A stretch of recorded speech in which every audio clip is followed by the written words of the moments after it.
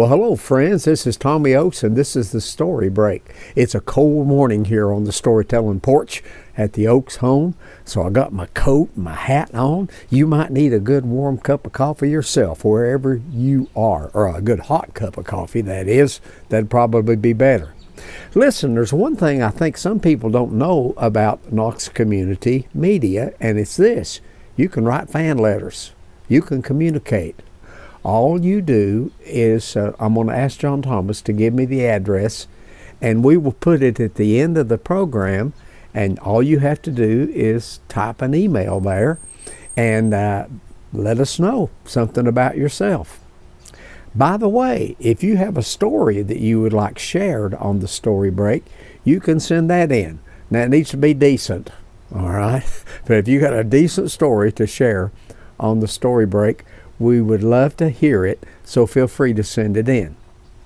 I want to share a little hobby of mine with you in a story break or two, and it's this.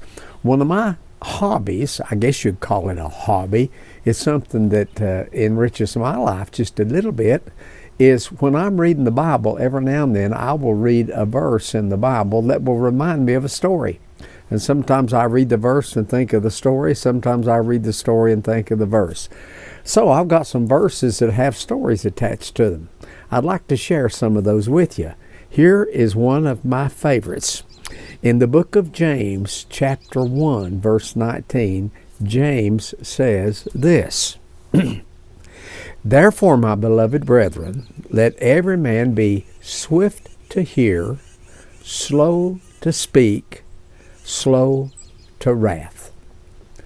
One thing to be quick about, two things to be slow about. Swift to hear, slow to speak, and slow to wrath.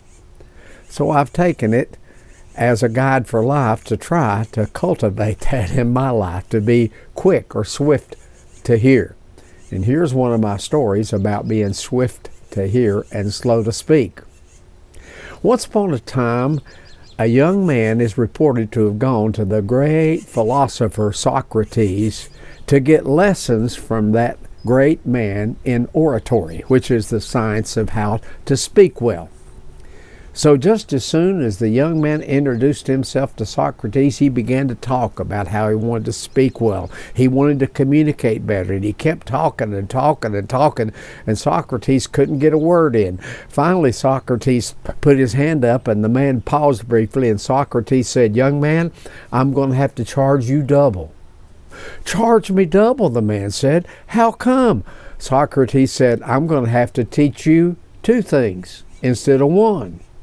I'm going to have to teach you, first of all, how to hold your tongue, and then how to use it."